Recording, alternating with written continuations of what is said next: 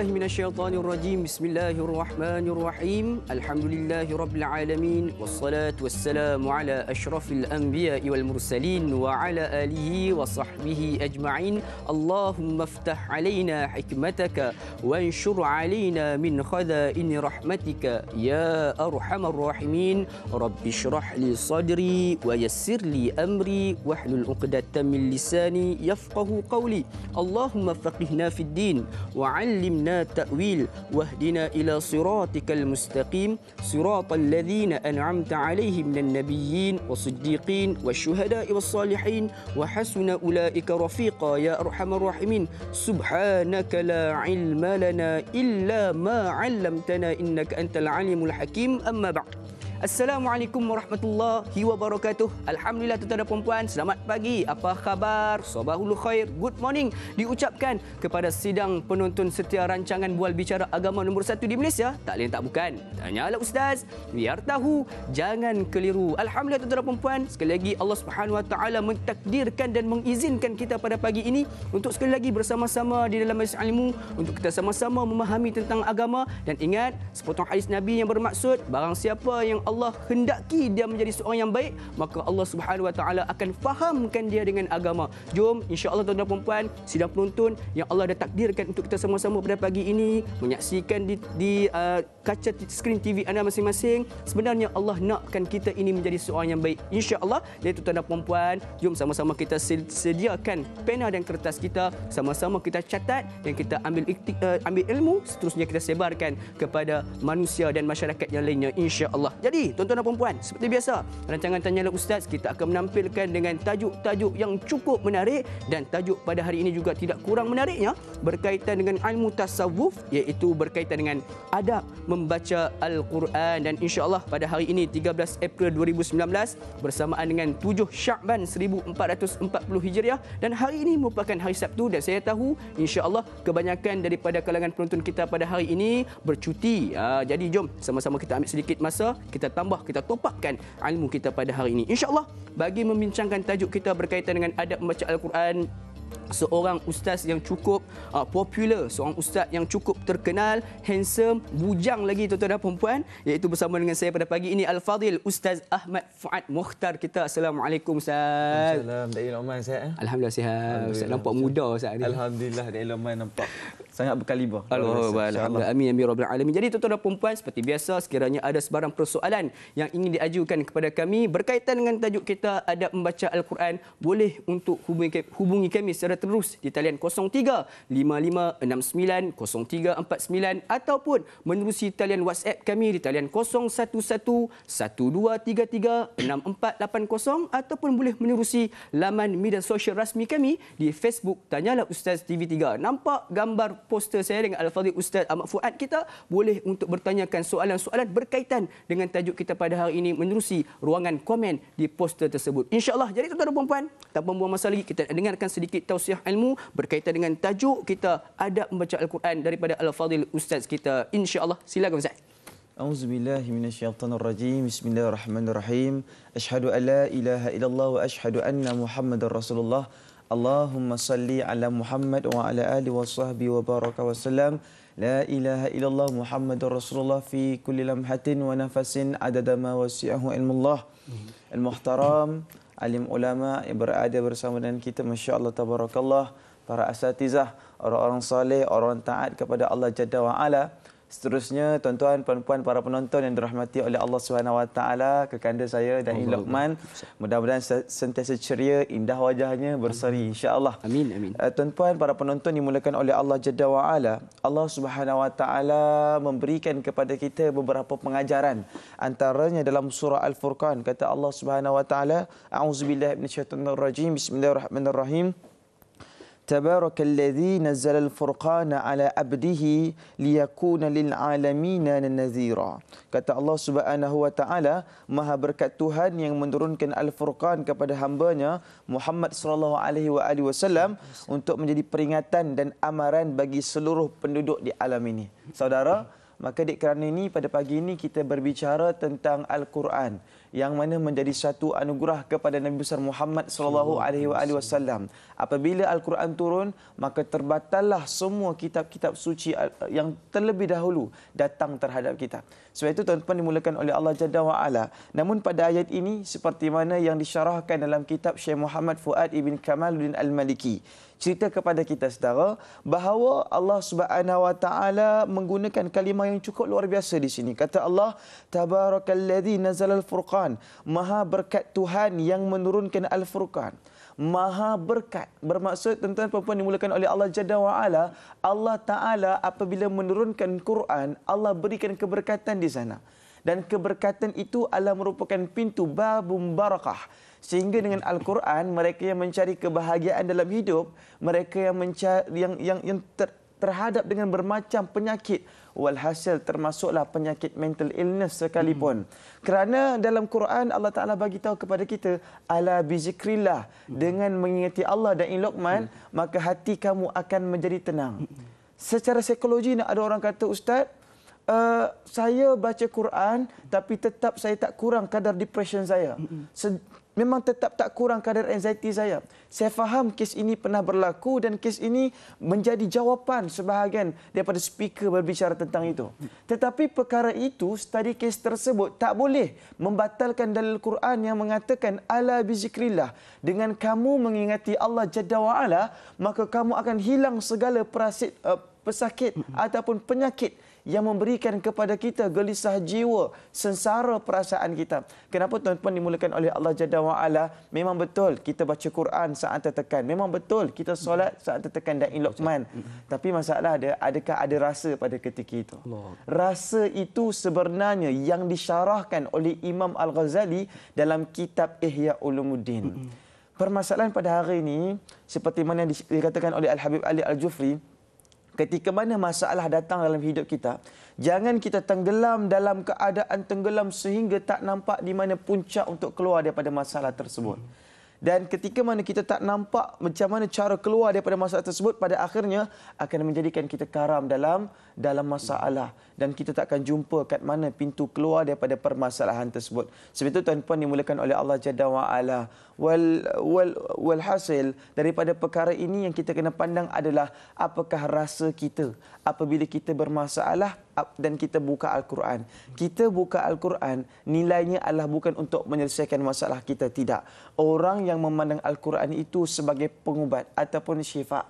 Sehingga kan saya teringat almarhum Tuan Guru Harundin. Guru kami pernah menyatakan, ramai daripada kalangan kita ini kadang-kadang hafal Al-Quran dan Luqman.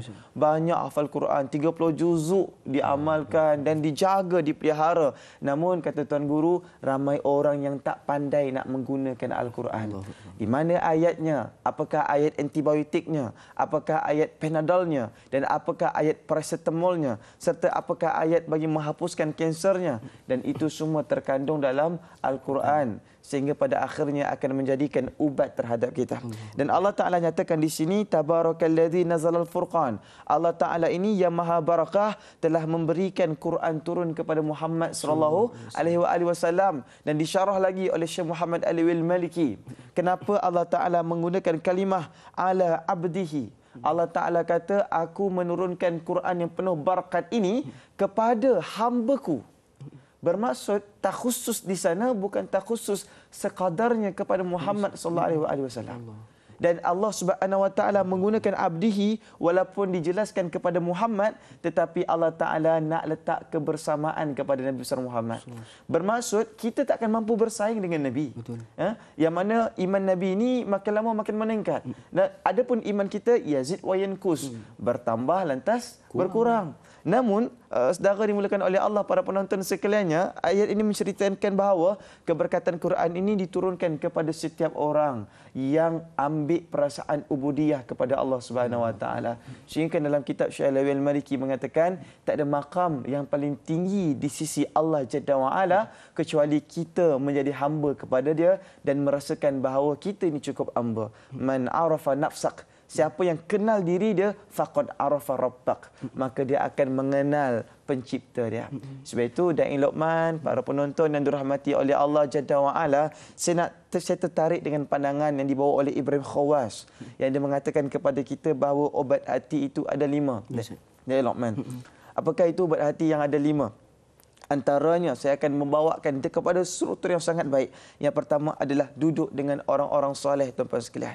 Nah, duduk dengan orang-orang yang soleh. Maka sebab itu antara ulama kita Al-Habib Ali Al-Hamid menyatakan bahawa di antara jalan ringkas, jalan pantas dan jalan yang akan menyebabkan kita sungguh-sungguh nak jadi baik adalah apabila kita bertemu dengan orang soleh. Yang kedua, tuan-puan dimulakan oleh Allah SWT adalah merendahkan diri di waktu sahur. Apa maksud dia? Merendahkan diri, iaitu ada sujud dan rukuk dia. Ketika mana waktu sahur, makna kata jam 3, jam 4, jam 5. Yang mana jam ini hanya orang soleh sahaja yang bangun pada ketika itu. Kenapa? Sebab kebanyakan ahli maksiat mereka tidur lewat. Pada jam 1, pada jam 2, pada jam 3, setelah mana mereka selesai memain pelbagai aplikasi. Maka waktu itulah orang yang terleka macam kita semua ini, na'udzubillah min zalik, mudah-mudahan kita terhindar, baru kita akan rehat. Namun orang taat pada ketika itu dia dah rehat dah. Dia akan bangun jam 3, 4 dan 5. Yang ketiga, tuan-tuan sekalian, adalah rajin qiyamul lail, iaitu padanya itu rajin padanya membangunkan malam dia. Nah, membangunkan malam sebentar tadi itu membangunkan diri dia, sahabat sekalian. Dan yang keempat apa dia? Perutnya selalu kosong, iaitu rajin berpuasa. Sahabat sekalian, untuk kita dapat meluruskan nafsu kita, maka tak ada perkara lain ubat, paracetamol, antibiotik yang sesuai untuk kita meluruskan balik nafsu kita adalah dengan berpuasa kepada Allah Jalla wa Ala. Hari ini fenomena bila orang ni buat maksiat, nanti orang akan nasihat dekat dia, kahwinlah, kahwinlah. Maafi, tidak. Jawapan yang sebenar, apabila satu orang itu dia tengiur dengan seksual, tengiur dengan wanita, dengan banyak, nasihat yang pertama adalah cubalah puasa dulu. Puasa dulu. Bukan terus nikah dulu. Maafi, tidak. Kalau terus kata nikah dulu, maka akan jadi mudarat kepada pernikahan mereka. Sehingga kan tiada kesetiaan dan pernikahan atas dasar ingin nafsu sahaja. Da'i Luqman, dan yang terakhir dan puncak bagi segala ini adalah merupakan membaca Al-Quran disertai dengan tadabbur, iaitu perenungan terhadapnya. Sebab itu tuan-puan dimulakan oleh Allah Jalla wa Ala, hari ini kita nak renung Quran. Al-Imam Al-Ghazali bagi tahu kepada kita Da'i Luqman bahawa adab dengan Quran ini dalam kitab Ihya Ulumuddin terbahagi kepada 2. Adab dalam Quran ini dalam kitab Ihya Ulumuddin terbahagi 2. Yang pertama lahiriah, yang kedua batiniyah. Lahiriah dia apa dia? Lahiriah ini yang sering ditekankan oleh guru kami antaranya Syekh Muhammad Nuruddin Marbu Al-Banjari, iaitu kita kena pastikan bahawa bila mana bawa Quran menggunakan tangan kanan Da'i Luqman. Nah, menggunakan tangan kanan bukan tangan kiri. Dan yang paling penting ketika mana bawa Quran, bukan kita letakkan di bawah ketiak kita, maafi, tapi diangkatkan Quran dan diletakkan di dada kita. Dan begini dibawaannya. Dan tuan-puan dimulakan oleh Allah Jalla wa Ala, ibu sekalian, lantas di antara batiniah itu apa dia? Dengan membawa perasaan ketika membaca Quran. Membaca Quran ketika mana kita melafazkan satu persatu kalam Allah, maka pada ketika itu kita terlafaz dahulu hati kita, Masya Allah Tabarakallah, ini semua kalam Allah yang menjadi pengubat rindu, yang menjadi satu ketenangan kepada kita, yang menjadi satu refleksi terhadap kita. Hanya orang yang dekat dengan Allah, hanya orang yang mencari Allah ketika mana sukar dan payah, mereka tahu kelazatan. Dan mereka dah malam yazuk lam yadri. Siapa yang tak pernah rasa, mereka takkan tahu Da'i Luqman. Jadi sebab tu saya nak bagi tahu kepada tuan-puan sekalian, siapa yang tak pernah rasa bagaimana Quran boleh ubat segala jenis penyakit yang rohani ini, dalaman ini, sahabat sekalian. Mental, kekoyakan, luka pada mental kita, bagaimana Quran boleh sembuhkan? Semua Quran boleh buat. Sebab Quran adalah dasar bagi segala masalah kesihatan dan ianya adalah merupakan masdar bagi umat Islam.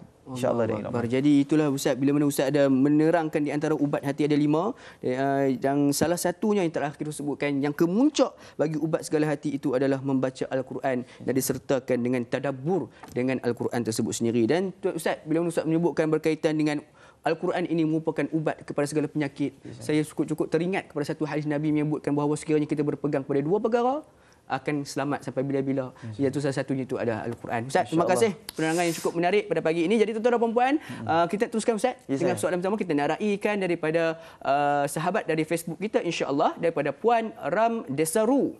Assalamualaikum Ustaz dan Da'i Luqman. Assalamualaikum warahmatullahi. Saya ingin bertanya, bagaimana pandangan Ustaz bagi orang yang membaca Al-Quran berguru dan orang yang menghafal Al-Quran berpandukan video media sosial? Apakah kelebihan bacaan doa sebelum memulakan membaca Al-Quran? Mohon pencerahan Ustaz. Terima kasih. Jadi ada dua soalan Ustaz. Ya, okey. Silakan Ustaz. Baik, soalan pertama tadi media sosial, dan yang kedua apakah kelebihan dengan membaca doa.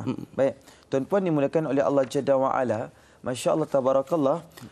Sebelum kita pergi dengan lebih pantas, kita perlu tengok dalam surah Al-Alaq ketika mana Allah Jalla wa Ala memberikan satu perkara ataupun satu ilmu kepada Muhammad sallallahu alaihi wasallam. Auzubillahi minasyaitonir rajim. Bismillahirrahmanirrahim. Iqra bismi rabb, katanya bacalah, iqra. Bacalah. Dan ketika itu perintah bacaan itu Allah sebenarnya boleh memberikan ilmu laduni kepada hati Muhammad. Ilmu laduni ini adalah apa dia? Perkembangan ilmu yang hadir dengan firasat, yang hadir dengan ilmu. Tapi bagi Muhammad, bagi seorang Nabi boleh datang sebagai mukjizat.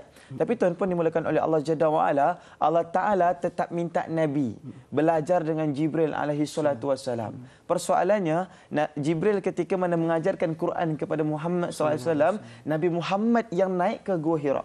Maka bukan Jibril yang datang ke rumahnya. Ini memberikan alamat bahawa bagaimana seorang anak murid itu perlu mencari guru mereka. Bagaimana anak murid yang pergi ke tempat gurunya, makam gurunya. Tapi tuan-puan dimulakan oleh Allah Jalla wa Ala, hari ini pattern itu sudah berubah dan kita boleh untuk meraihkannya. Cuma apa yang Ustaz maksudkan di sini adalah pattern yang Muhammad SAW berbuat bersama dengan Jibril alaihi salatu wasallam. Dan belajar dengan media sosial ini, tuan-puan dimulakan oleh Allah Subhanahu wa taala, ataupun berguru. Teringat kata Imam Syafi'i. Kata Imam Syafi'i, apabila kamu belajar tanpa punya guru, maka yang mengambil tempat sebagai muallim kamu itu adalah merupakan syaitan.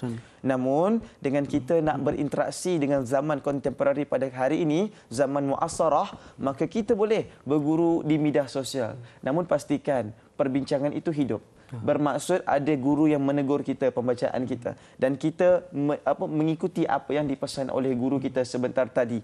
Dan kena pastikan juga bagaimana guru kita tadi itu mempunyai satu sanad ataupun tauliyah ataupun mempunyai satu kepakaran dalam bidang Quran.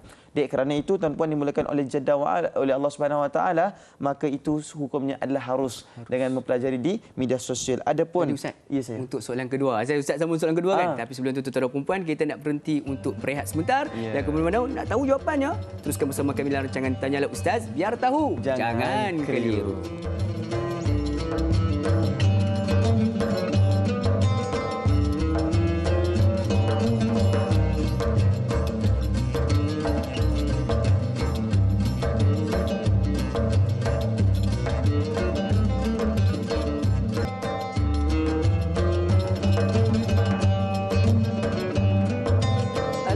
Tuan-tuan dan puan-puan, kembali kita bertemu di dalam siaran langsung rancangan nombor 1 di Malaysia tak lain tak bukan Tanyalah Ustaz, biar tahu jangan keliru. Alhamdulillah tuan-tuan dan puan-puan, terima kasih jazakumullahu khairan katsira kerana masih lagi setia bersama dengan kami, setia berada di hadapan kaca TV masing-masing untuk sama-sama kita mentadabbur sedikit ilmu yang cukup penting bagi kita sebenarnya tuan-tuan dan puan-puan berkaitan dengan adab membaca Al-Quran. Jadi tuan-tuan dan puan-puan, sekali lagi saya nak wawarkan, sekiranya ada sebarang persoalan yang ingin diajukan kepada kami, boleh untuk hubungi kami secara terus di talian 0355690349 ataupun boleh WhatsAppkan soalan tuan-tuan dan puan-puan menerusi talian 0112336480 ataupun boleh menerusi laman media sosial rasmi kami di Facebook Tanyalah Ustaz TV3. Dan kepada sidang penonton, sahabat-sahabat kita yang daripada Indonesia, Brunei, Singapura, Zimbabwe, Morocco dan sebagainya yang sedang menyaksikan menerusi live Facebook kita pada pagi ini, kalau nak bertanyakan soalan, keluar sebentar, pergi ke gambar poster, bertanyakan soalan di ruangan komen di gambar poster.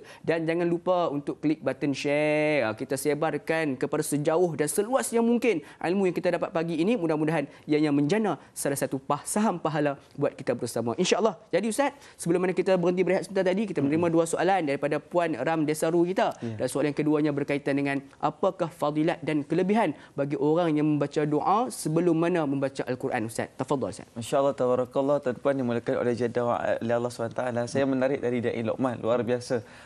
Apabila kita berbicara tentang adab Da'i Luqman, maka ini adalah merupakan satu disiplin yang sangat tepat. Sebab kata para alim ulama, al-adab qabla al-ilm. Adab sebelum ilmu. Adab sebelum ilmu bermaksud satu orang yang nak mempelajari sesuatu perkara, maka setelah mana dia beradab dengannya, maka pada ketika itu baru dia boleh melazati setiap ilmu-ilmu yang hadir setelah itu. Sebab itu tuan-tuan dimulakan oleh Allah Jalla wa Ala, daripada hadis Uthman bin Affan radhiyallahu anhu, berkata Nabi SAW, khairukum man ta'allama al-Quran wa 'allamahu. Maka yang paling terbaik di kalangan kalian adalah dengan mereka yang belajar Al-Quran dan mengajarkan Al-Quran. Sebab itu kebanyakannya kalau kita belajar dengan muallim kita yang akan mulakan dengan bacaan isti'azah, dan mereka juga akan mulakan dengan bacaan doa tabarruk terhadap setiap yang mereka ingin bacakan sebentar tadi, sehingga menjadikan satu muqaddimah. Muqaddimah ini bukan hanya sepatutnya dalam doa kan. Kalau dalam doa kita akan ada muqaddimah alhamdulillahirabbil alamin wassalatu wassalamu ala asyrafil anbiya'i wal mursalin. Adapun muqaddimah kepada Allah Jalla wa Ala dan adab ketika mana kita membaca Quran itu dengan doa dan disusuli dengan Al-Fatihah. Itu adalah merupakan adab ataupun dan bukanlah syarat dan Luqman, insya-Allah. Kelas. Jadi insya-Allah ya tuan-tuan dan puan, di situ dia kata apa adalah salah satu pada adab. Seperti mana kita macam Ustaz nak jumpa dengan orang lah, kan tak ke sempat jumpa kita cakap oi dan sebagainya. Jadi kita mulakan dengan kalam-kalam yang lebih baik, iaitu assalamualaikum dan sebagainya. Insya-Allah ya Ustaz, kita teruskan lagi Ustaz dengan soalan seterusnya daripada WhatsApp kita insya-Allah. Assalamualaikum Ustaz Da'i. Waalaikumsalam warahmatullahi. Apakah mencium mushaf Al-Quran termasuk dalam adab? Bagaimana cara melakukannya? Dan soalan keduanya, adakah kita perlu mencium juga jika membaca Al-Quran dengan tidak menggunakan mushaf tapi hanya buku seperti buku Yasin dan buku surah pilihan? Syukran Ustaz. Silakan Ustaz. Baik tuan-tuan dimuliakan oleh Allah Subhanahu wa taala, kalau kita buka daripada kitab Al-Imam Ad-Darimi dari Abi Mulaikah, berkata beliau an Ikramah bin Abi Jahlin, kana yad'ul mushafa ala wajhihi wa yaqulu kitabu rabbi kitabu rabbi. Tuan-tuan dimuliakan oleh Allah, ini dalil bagi permasalahan ini, yang mana tuan-tuan sekalian, satu orang namanya Ikrimah bin Abi Jahal. Ini anak Abi Jahal Da'i Luqman, tapi jadi orang soleh, masya-Allah tabarakallah. Bermaksud tuan-tuan sekalian, kalau kita ni berdosa, kita masih boleh punya impian untuk dapat anak yang soleh dan pencinta bagi Al-Quran. Ketika mana dia ni habis saja baca Quran, maka dia akan menyium Qurannya. Ketika mana dia mencium Al-Qurannya pada ketika itu dan dia kata, kitab Rabbi, ini kitab Tuhanku, ini kitab Tuhanku. Sehingga kan pada ketika itu Al-Imam As-Suyuti menjadikan mencium Quran ini adalah merupakan sunnah para sahabat, sehingga kan ia adalah merupakan satu sunnah yang sangat baik untuk kita lakukan. Walhasil tuan-puan dimulakan oleh Allah Subhanahu wa taala, tak kisahlah apa kaedah sekalipun, ada sebahagian para ulama dengan mencium Al-Quran sebagai contoh dimulakan dengan ciuman dan terus diletakkan di dadanya supaya Qurannya tersebut dekat dan dekat pada jiwa dan sanubarinya. Adapun persoalan berkenaan dengan Yasin, naskah Yasin ni tuan-puan sekalian, kalau kita tengok di negara Arab tak ada. Kalau kita lah orang kita kalau pergi ke Saudi, kita lah yang akan bawa naskah Yasin. Tuan-puan sekalian, antara negara-negara yang ada naskah Yasin antaranya Malaysia, Brunei, Tanah Jawi ni, Indonesia, Fathani dan Selatan Filipina yang merupakan banyak orang Melayu Islam. Tapi jangan kita lupa di Turki juga merupakan satu daripada mereka punya adat dan mereka punya kebiasaan dengan membaca surah Yasin. Maka beradab dengan mushaf, sama ada yang kecil, Yasin ataupun dengan Al-Quran, itu adalah merupakan sunnah berdasarkan pandangan yang dibawa oleh Al-Imam As-Suyuti. Allahu Akbar. Jadi mudah-mudahan menjawab persoalan daripada saudari kita sebenarnya Ustaz. Tambah sikit pada soalan Ustaz. Kalau macam apps pula macam mana Ustaz? Apps pula. Takkan handset ke? Baik. Macam mana Ustaz? Baik, tuan-puan dimulakan oleh Allah Jalla wa Ala. Berkenaan dengan apps kan, Ustaz, takkan saya nak cium Ustaz, kadang-kadang tercium Facebook sekali nanti. Baik, Instagram sekali nanti. Baik, sahabat sekalian, subhanallah tabarakallah, jawapan ini sangat cantik disyarahkan oleh ulama yang namanya Buya Yahya. Ketika mana zaman dahulu Da'i Luqman, para alim ulama kita memang mushaf ini bukan ada pada zaman Nabi. Mushaf ini adalah satu perkara baharu diistilahkan. adalah merupakan satu perkara baharu yang Abu Bakar tak berani nak buat. Bila Abu Bakar tak berani nak buat, Umar pujuk Abu Bakar. Abu Bakar buatlah. Abu Bakar kata Nabi tak buat, maka aku tak berani nak buat. Maka tuan-tuan dimulakan oleh Allah Jalla wa Ala, Allah melembutkan hati Sayyidina Abu Bakar As-Siddiq. Sehingga kan ketika mana berhadapan dengan Musailamah Al-Kazzab yang mengaku sebagai nabi palsu, 70 orang tahfiz kita mati. 70 orang tahfiz kita mati. Sedangkan kita belum ada apa-apa lagi rujukan Quran. Al-Quran hanya dicatat ketika itu berdasarkan ada pada pelepah tamar, ada pada batu yang lapang. Itu saja. Maka pada akhirnya mengakibatkan kita risau pada ketika itu. Dan datanglah kaedah bagi menyelamatkan umat, bagi memberikan ada pengajian Quran, dibuatkanlah mushaf. Sehingga kan pada zaman Sayyidina Uthman pada ketika itu, mushaf itu telah siap, bahkan dibariskan. Maka tuan-puan dimulakan oleh Allah Subhanahu Wa Taala, itu adabnya dengan Al-Quran. Cuma tuan-puan dimulakan oleh Allah, kalaulah kita membuka lebaran Quran tadi, lantas kita menyiumnya, itu maafi muskilah. Tidak ada masalah. Dengan membuka lebaran Quran tadi, tidak ada masalah. Adapun masalah sama ada membaca Quran daripada handphone ataupun daripada mushafnya, itu juga tiada masalah. Kedua-duanya hukumnya adalah harus. Sebab pada asalnya zaman Nabi tadi dia adalah mushaf Al-Quran, melainkan di pelepah tamar. InsyaAllah mudah-mudahan menjawab persoalan Ustaz. Jadi Ustaz, kita kena pastikan dulu, kita tutup kalau apa, kita kena pastikan kita buka apps Al-Quran dulu. Jangan tiba-tiba dia tukar Instagram duk cium pula. Boleh macam. Jangan tercium pula tiba-tiba gambar Insta famous. Sudah. Itu akan jadi masalah kat sana. Allah, mudah-mudahan menjawab persoalan diajukan insya-Allah ya Ustaz. Kita teruskan lagi Ustaz dengan persoalan seterusnya pada Facebook kita insya-Allah daripada Puan Fauziah Tun Mat Isa. Assalamualaikum warahmatullahi wabarakatuh Ustaz dan Da'i. Waalaikumsalam warahmatullahi. Semoga sentiasa dalam rahmatnya. Amin ya rabbal alamin. Soalan saya, adakah disunatkan membaca Al-Fatihah dahulu sebelum membuka dan membaca Al-Quran? Dan apakah hukumnya membaca Al-Quran tanpa memakai tudung dan terdedah sebahagian aurat? Mohon pencerahan Ustaz. Terima kasih Ustaz dan Da'i. Sama-sama Ustaz. Silakan Ustaz. InsyaAllah tabarakallah, tanpa dimulakan oleh Allah Subhanahu Wa Taala. Allah Taala pernah kata pada kita, innahu laqur'anun karim. Kata Allah Subhanahu Wa Taala, inilah Al-Quran yang maha mulia, karim. Karimun, yang dihormati, yang sangat dicintai. Maka pada masalah Al-Fatihah tadi, Da'i Luqman telah pun kita nyatakan bahawa perkara tersebut adalah merupakan satu sunat yang sangat baik untuk diamalkan. Adapun bagi mereka yang nak baca Quran tidak bertudung, dia duduk dalam rumah dia seorang diri, maka dia pun membuka Qurannya tidak bertudung dan tidak berpakaian dengan pakaian yang sopan.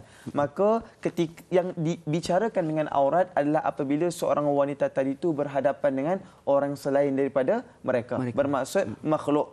Adapun dengan Quran itu sebagai adabnya adalah memakai pakaian yang menutup aurat. Namun ibadah tadi dengan tidak menutup kepalanya itu bukanlah berdosa.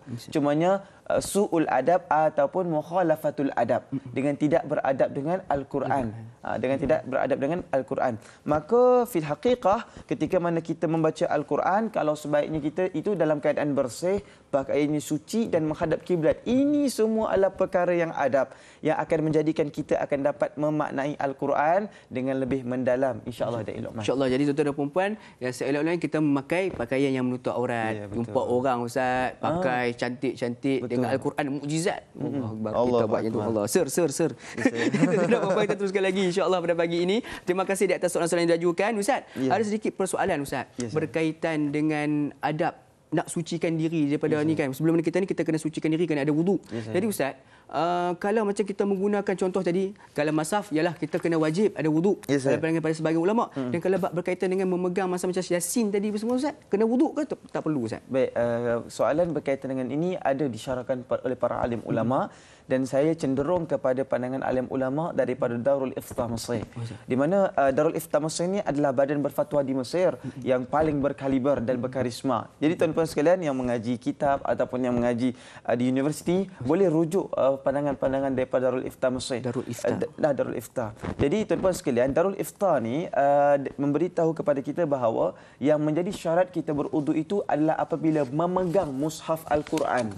Adapun kalau tuan-puan membaca Quran di handphone ianya tidak menjadi permasalahan untuk berwuduk pada ketika itu di handphone. Adapun yang menjadi mushaf itu adalah sesuatu perkara yang memberati dan tak boleh ada najis pada kita dan pada tempat kita itu. Jadi kalau contoh kita membaca dalam lebaran di televisyen, kita baca tidak berhajat kepada wuduk. Begitu juga kalau kita membaca terjemahan Al-Quran, yang mana terjemahan tersebut kurang lebih kaedah ulama adalah kita kena memastikan kalimah Al-Quran tadi, perkataan Arabnya itu dengan perkataan terjemahannya itu ataupun tafsirannya itu lebih banyak tafsirannya itu, kalimah perkataannya. Maka itu baru dijelaskan sebagai terjemahan ataupun tafsirannya tadi. Dan itu diharuskan juga untuk tidak perlu berwudu. Jadi pada ketika ini ia memberikan ruang kepada kita lah. Kadang-kadang ada orang nak bermusafir kan, maka pada ketika itu dia tidak ada wudu, maka diharuskan dia untuk buka handphone dia dan membaca Al-Quran di sana. Tetapi walau bagaimana sekalipun, cubalah dapatkan wudu kerana ada banyak fadilat ketika mana kita berwudu membaca Al-Quran. Allah Akbar. Banyak lagi fadilat kalau sekiranya kita membaca Quran dalam keadaan kita berwuduk, Ustaz. Allah Akbar. Jadi dalam permasalahan ini, dalam tafsir dan juga sebagainya, kita diharuskanlah untuk mengambil wuduk, Ustaz. Jadi insya-Allah Ustaz, kita teruskan lagi Ustaz. Kita nak raikan pemanggil kita di rumah. Alhamdulillah. Assalamualaikum. Waalaikumsalam warahmatullahi wabarakatuh. Ustaz Muhammad Fuad dan Dai Luqman. Saya Haji Tukinon, Haji Muhammad Saleh daripada Skudai, Ustaz dan Dai. Ya, Tuan Haji Tukinon kita kabar Waras selamat dan baiklah pagi ini, insya-Allah kita dirahmati Allah dengan keadaan baik. Sedang bersarapan ke tu Tuan Haji Tukinon? Belum nanti. Belum lagi. Tak dulu baru sarapan.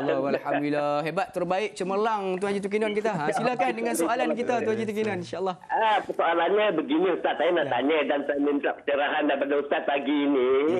Ada orang membaca Al-Quran Ustaz. Yalah, maknanya kalau dia pandai pun bagus, kalau tak pandai pun dia belajar. Tapi Al-Quran melaknat dia. Kenapa Ustaz? Jadi nak minta penjelasan daripada Ustaz. Adakah bacaan ini tak betul, baca main-main ke dan sebagainya? Itu saja persoalannya saya pagi ini. Terima kasih. Assalamualaikum. Sama-sama. Waalaikumsalam warahmatullahi wabarakatuh. Satu soalan yang cukup baik daripada pemanggil setiap kita Tuan Haji Tukinon, berkaitan dengan kenapa ada juga segelintir golongan orang yang membaca Al-Quran tapi dilaknati, Ustaz. Kenapa? Silakan. Masya-Allah, tabarakallah Dai Luqman. Terima kasih orang Johor kita tadi. Orang Johor kita, Sudan. Orang Johor, Sudan. JDT kita. Okey, tuan-tuan dimulakan oleh Allah Jalla wa Ala. Bukankah Allah Subhanahu wa taala telah nyatakan dalam surah Al-Hajj pada ayat yang ke-32, kata Allah, "Dzalika wa man yu'azzam sya'airallah." Maka kata Allah, demikianlah ajaran Allah dan sesiapa yang menghormati syiar-syiar agama Allah Subhanahu wa taala, maka dialah orang yang paling bertakwa, adab dengan Al-Quran. Namun apa yang ditanyakan oleh Haji Tukinon ini tadi ada dalam hadis yang sahih sehingga menceritakan kenapa orang ini baca Al-Quran tapi makin baca Quran hatinya makin jadi lebih keras dan hatinya itu makin lama makin bertebangan, tak tahu ke mana arah kiblat jiwanya. Maka sebab itu tuan-tuan dimulakan oleh Allah Jalla wa Ala. Kenapa? Yang pertamanya adalah kerana tidak memberikan hak kepada huruf, iaitu makhrajnya itu tadi. Tidak memberikan hak kepada huruf. Bahkan tuan-tuan sekalian, ini adalah perkara yang menyebabkan Al-Quran itu melaknat kita. Sebab tuan-tuan sekalian, kita ketika mana membaca Quran itu tubuhnya Al-Quran, mesti kita berikan hak pada setiap seninya Al-Quran itu tadi. Dan itu adalah merupakan satu treatment yang cukup luar biasa. Yang kedua, ketika mana Imam Al-Ghazali bagi tahu kepada kita tuan-tuan sekalian, banyak juga yang dilaknat oleh Allah Subhanahu wa taala adalah dengan tidak meletakkan perasaan ketika mana membaca Al-Quran. Ketika mana ayat menceritakan tentang azab neraka, tetapi dia gembira. Ketika mana menceritakan tentang syurga, dia tak ada rasa gairah untuk ke syurga, tuan-tuan sekalian.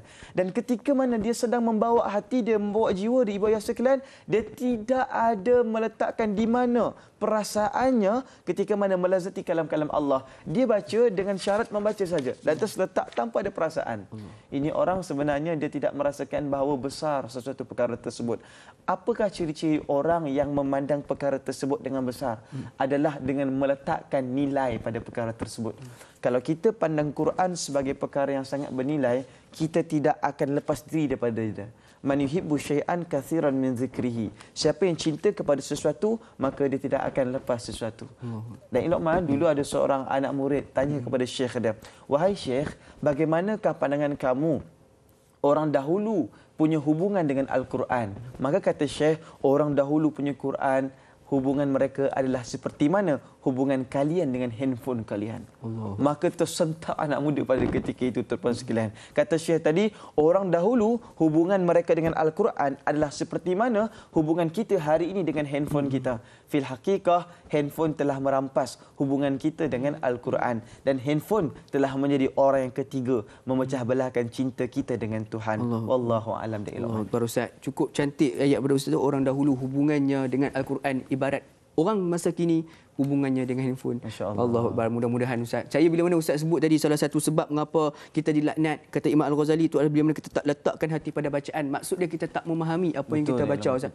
Takut Ustaz kadang-kadang ialah duk baca-baca tiba-tiba boleh tergelak. Rupanya ayat tentang azab. Allahu Akbar. Allah Akbar. Mudah-mudahan kita semua terlindung. Jom kita sama-sama terus menggali ilmu berkaitan dengan Al-Quran, insya-Allah. Jadi Ustaz, kita teruskan lagi Ustaz dengan persoalan seterusnya daripada Facebook kita, daripada saudara Helmi HS.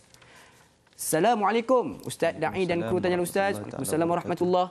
Selain kitab, adakah telefon bimbit juga diperakukan sebagai mushaf Al-Quran?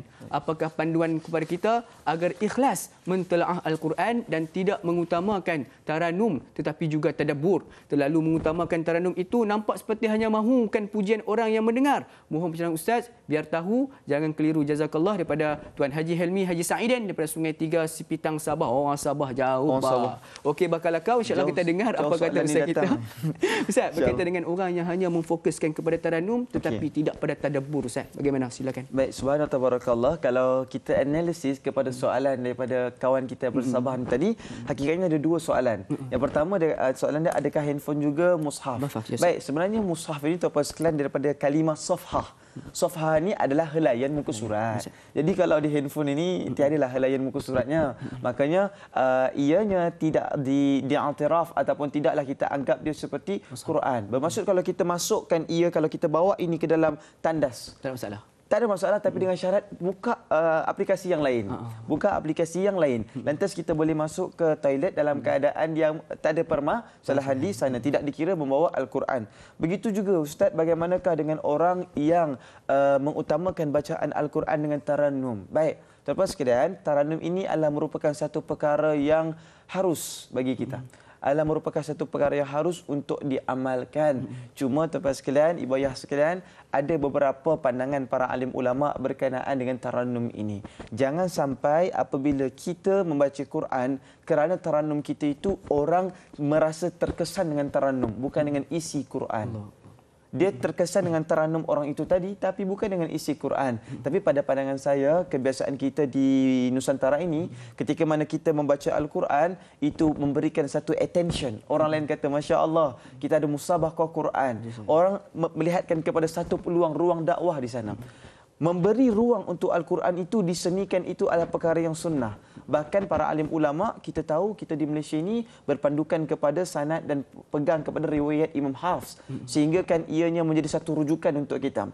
Dan sebab itu kita nak bagi tahu taranum itu diharuskan, cuma jangan sampai orang terkesan dengan taranum bukan dengan isi Al-Quran. Namun taranum tetap satu instrumen untuk memastikan Al-Quran sampai di dalam hati kita. Allah Akbar, Ustaz. Jadi kita kata taranum itu satu instrumen. Sebab tu Ustaz, bila mana sekarang ni pun musim musabaqah peringkat antarabangsa. Ya saya. Ustaz kan, dan tahniah kepada pihak JAKIM bila mana mengambil satu intensif untuk menggunakan bila mana peserta membaca Al-Quran, mereka sertakan juga dengan sekali dengan maksud untuk kita memahami. Cukup baik. Tahniah JAKIM. Dan tuan-tuan dan puan-puan, kita banyak lagi persoalan yang kita akan kupas berkaitan dengan tajuk adab membaca Al-Quran. Namun kita nak berhenti berehat sebentar. Teruskan bersama kami. Jangan ke mana-mana dalam rancangan Tanyalah Ustaz. Biar tahu, jangan keliru.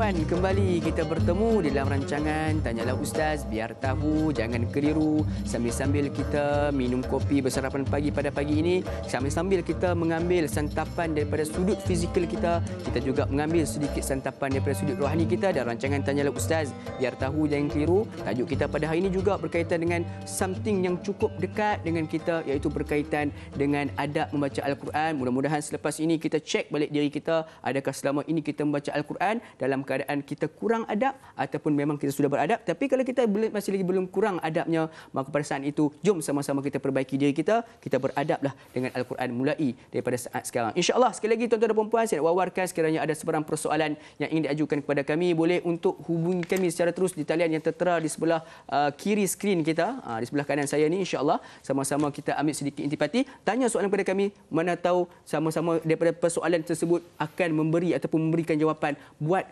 kepada ramai orang yang tertanya-tanya kepada persoalan tersebut, insya-Allah. Jadi Ustaz, kita teruskan lagi dengan persoalan kita pada pagi ini Ustaz. Kita teruskan lagi daripada WhatsApp kita, insya-Allah. Assalamualaikum Ustaz Daim. Assalamualaikum warahmatullahi.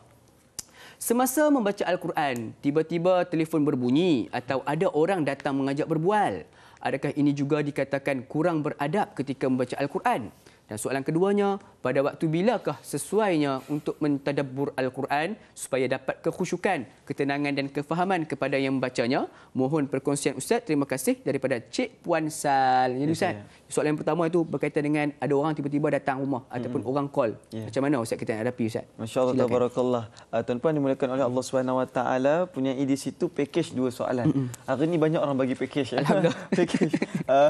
Satu package tadi tuan-puan dimuliakan oleh Allah Subhanahu Wa Taala, yang mana Ustaz nak tengok jawapan ini dalam surah Muhammad ayat yang ke-24. Kata Allah Jalla wa Ala, auzubillahi minasyaitonir rajim, afala yatadabbarunal qur'ana am ala qulubin aqfaluha. Kata Allah, maka apakah mereka tidak memperhatikan Al-Quran ataukah hati mereka terkunci? Tuan-puan dimuliakan oleh Allah Subhanahu Wa Taala, yang pertamanya soalan yang kedua tadi, dia kata, Ustaz, bilakah kaedah yang paling tepat untuk kami mentadabbur Al-Quran? Tuan-puan sekalian, bila masa saja ketika mana perasaan hati kita, perasaan jiwa kita itu, maka kita mempelbagaikan ibadah kita. Ulama bagi tahu kepada kita, tuan-tuan sekalian, antaranya Tuan Guru Zulkifli Baitul Qura bagi tahu kepada kita, jika kamu merasa letih dengan solat, maka baca Quran. Jika kamu merasa letih dengan baca Quran, maka berikan sedekah, berikan wakaf. Kalau kamu rasa letih dengan bayar zakat, maka bacalah wirid. Bertukar-tukarlah ibadah kita, dan pada ketika itu tuan-tuan dimuliakan oleh Allah Subhanahu Wa Taala adalah satu perkara yang sangat baik. Dan paling seronok adalah apabila kita tengah tinggi iman kita, kata ulama, buatlah semua benda. Kan bila kita iman yazid wa yankus, tengah yazid tu, tengah naik betul-betul tu, buat semua ibadah. Tapi bila kita dah luntur, yang penting jangan tinggalkan ibadah fardu. Itu bagi soalan pertama. Bagi soalan yang kedua, Ustaz, apakah ketika mana saya sedang membaca Quran, tiba-tiba keluar mesej daripada WhatsApp, Persatuan Poco-Poco Malaysia, kan? Keluar. Jangan lupa kita punya meeting pukul 5 petang ni. Okay? Zumba. Maka dia pun kelang kabut dia. Alamak, terus buka WhatsApp. Hadza su'ul adab. Ini orang yang mukhalafatul adab. Apabila meninggalkan lebaran Quran kerana panggilan daripada manusia. Kalau boleh tak Ustaz, orang waktu semayang tengok Quran daripada handphone dia, hukum dah harus. Tetapi kalau tengah semayang dia tak tutup flight mode dia, keluar WhatsApp tadi, maka hukum tersebut batal solat imam ni tadi. Kalau terbaca ayat mesej itu tadi, okey, batal. Dan bagi orang yang tadi pula ada su'ul adab. Ketika mana keluarnya mesej WhatsApp daripadanya itu, dan dia pun rasa masya-Allah tabarakallah teruja sehingga meninggalkan lebaran Quran, bermaksud dia sedang meletak Allah Taala di belakang dan mengutamakan makhluk, sedangkan makhluk yang memanggilnya itu juga atas takdir Allah Jalla wa Ala. Maka berhati-hati kat sana. Saya cadangkan kepada tuan-tuan sekalian, kalau kita ingin membangunkan hati dan jiwa kita, maka tolong letakkan semua komunikasi kita di belakang dahulu dan mengutamakan komunikasi kita dengan Allah Subhanahu Wa Taala. Jangan sampai kita terlepas 5 miss call daripada Allah yang rintunnya adalah azan. Allah Akbar. Jadi Ustaz, takut juga Ustaz tiba-tiba kan. Sebab tu kalau boleh tu kurang-kurang, lebih baik buka masaf kecil tu Ustaz kan, daripada kita semayang buka terbatal, tiba-tiba terbaca Persatuan Poco-Poco. Betul. Kalau nak buka Quran di depan pun boleh. Sebab Huzaifah zaman Aisyah pernah buat perkara tersebut. Dan itu punya dalilnya. Huzaifah melakukannya. InsyaAllah. Jadi tuan-tuan dan puan-puan, mudah-mudahan mendapat manfaat daripada jawapan daripada Al-Fadhil Ustaz kita, insya-Allah. Jadi Ustaz, kita nak raikan pembagian kita di rumah. Assalamualaikum. Waalaikumsalam warahmatullahi wabarakatuh. Da'i dan Ustaz Fuad. Ya, saya. Ya. Okey, soalan saya pagi ni nak tanya. Silakan. Tuan Haji Ismail kita ke? Ya. Aha, dah agak dah Tuan Haji Ismail kenal dah suara Allahu tu. Akbar. Silakan Tuan Haji Ismail kita dengan soalan insya-Allah. Ya. Bagaimana adab membaca Al-Quran dengan cara yang terbaik? Adakah menjadi kesalahan jika kita terus membaca tanpa bertalaki? Okey, soalan pertama. Yang soalan kedua saya tanya, bagaimana caranya untuk kita sentiasa beristiqamah dengan menghayati Al-Quran? Okey, insya-Allah. Itu je soalan saya pagi ni. Terima InsyaAllah. kasih. Sama-sama. Assalamualaikum warahmatullahi Waalaikumsalam wabarakatuh. warahmatullahi wabarakatuh. Dua soalan yang cukup baik, cukup penting sebenarnya untuk kita bersama Ustaz. Tadi soalan pertama iaitu berkaitan dengan baca Al-Quran tapi tak ada talaki. Ni kiranya ni talak kaki saja Ustaz. Yang keduanya Ustaz berkaitan dengan macam mana cara nak istiqamah dengan mengaji Al-Quran. Silakan Ustaz. Tuan-puan dimulakan oleh Allah Subhanahu Wa Taala, ibu ayah sekalian, para alim ulama yang sangat saya sanjungi, lagi saya rahmati. Baik, talaqi ini adalah satu kaedah pembelajaran yang mana diambil daripada guru kepada gurunya, daripada gurunya diambil kepada gurunya sehingga sampai kepada Rasulullah sallallahu alaihi wasallam. Cuma para jemaah dimulakan oleh Allah Subhanahu Wa Taala, saya istilahkan adab kita dengan mengambil ilmu daripada guru ini juga pandangan hadis ini dalam riwayat Muslim sehingga menyatakan kepada kita khairukum man ta'allama al-Qur'ana wa 'allamahu. Ketika mana sebaik-sebaik daripada kalangan kita ini orang yang cuba juga belajar Al-Quran walaupun terkadang kita tidak punya guru. Cumanya pada era zaman sekarang ni tuan-tuan sekalian, kaedah yang terbaik adalah bertelaki dengan guru kita. Kadang-kadang bila kita telaki dengan guru kita tu tadi mungkin tak ada sanad sampai kepada Rasulullah. Tapi maaf muskilah. Perkara ini adalah perkara yang di belakang. Yang paling awal tajwidnya betul, makhrajnya betul, kaedahnya betul. Maka kalau kata dah memang betul, baru kita pergi cari yang mungkin ada pengajian yang sampai kepada Rasulullah SAW. Jangan sebab masalah talaqi ini jadi wall untuk kita tak baca Quran. Jangan sebab ada orang dia rasa takut sebab dia kata saya tak ada guru, saya tak berani ni. Sebab ni memang betul tuan-tuan sekalian. Dia kata saya tak ada guru yang khas. Tak apa. Tak perlu guru yang khas. Kalau kita punya guru di masjid di surau, ada Tok Imam ajarkan, Tok Bilal ajarkan, walaupun sebagai part time, itu sudah cukup untuk menjadi muallim terhadap diri kita. Itu al-awwal. Wastani, soalan yang kedua, bagaimana Ustaz untuk kami istiqamah dengan Al-Quran? Soalan istiqamah ni saya pernah tanya kepada guru saya tuan-tuan sekalian. Ketika mana saya kata, yalah kita susah kan untuk istiqamah. Terkadang semangat, tu dia solat tahajud 12 rakaat, tak putus tu, minum air pun tak ada. Tengah semangat. Bila semangat nak bagi sedekah ni, tu dia keluar note paling besar, 100. Bagi 100, minta baki RM90. Minta baki balik. Cuma saya nak bagi tahu tuan-tuan sekalian, ketika mana iman kita istiqamah ni sebenarnya kata guru kami, istiqamah daripada kalimah iqamah, iaitu mendirikan. Dalam keadaan sentiasa mendirikan, sebenarnya istiqamah ini adalah merupakan mubtadi' ataupun tanda-tanda awal seorang itu wali Allah Jalla wa Ala, wali Allah Subhanahu taala. Daripada hadis Abu Hurairah radhiyallahu anhu beritahu kepada kita cara untuk kita istiqamah dalam jalan agama ini adalah dengan beramal dengan 40 hari. Okey, daripada hadis Abu Hurairah, walaupun hadis tersebut tidak disahihkan oleh kebanyakan para alim ulama, tetapi hadis tersebut boleh diguna pakai untuk kita. Wallahu a'lam. Untuk kita beramal insya-Allah. Ustaz, cukup menarik Ustaz berkaitan dengan cara istiqamah, kita kena sentiasa berterusan kita melakukan benda tersebut. Ustaz, cukup baik Ustaz soalan daripada Ustaz berkaitan dengan talaqi ni Ustaz. Ustaz, satu persoalan berkaitan dengan talaqi.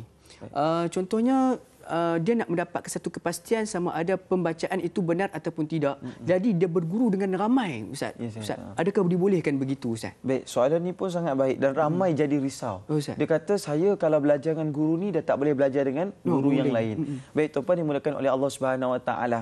Sebenarnya adab para alim ulama kita dahulu setelah mana Imam Syafi'i habis belajar dengan Imam Maliki. Imam Syafi'i ni tuan-tuan sekalian, dia dah hafal kitab Muwatta'. Kalau tuan-tuan tengok kalau kitab Arab Muwatta' ini kurang lebih begini. Dah hafal tuan-tuan sekalian. Dah hafal kurang lebih begini. Dah hafal, belajar dah hafal tuan-tuan sekalian. Tuan-tuan bayangkan kalau saya datang mengajar, tuan-tuan dah hafal kitab ni, saya balik tuan-tuan sekalian. Luar biasa, masya-Allah, tabarakallah. Tuan-tuan sekalian, Namun pada ketika itu setelah mana habis belajar dengan Imam Maliki, maka Imam Maliki ini guru hebat, keluarkan duit koceknya dan berikan kepada Imam Syafi'i dan kata, wahai Syafi'i, engkau telah habis pengajian denganku, maka pergilah engkau berguru dengan ulama yang lain. Okey, cuma adab ketika mana kita belajar dengan satu-satu guru, kalau boleh habiskan dengan satu guru maka sambung guru yang lain. Itu kaedah dia.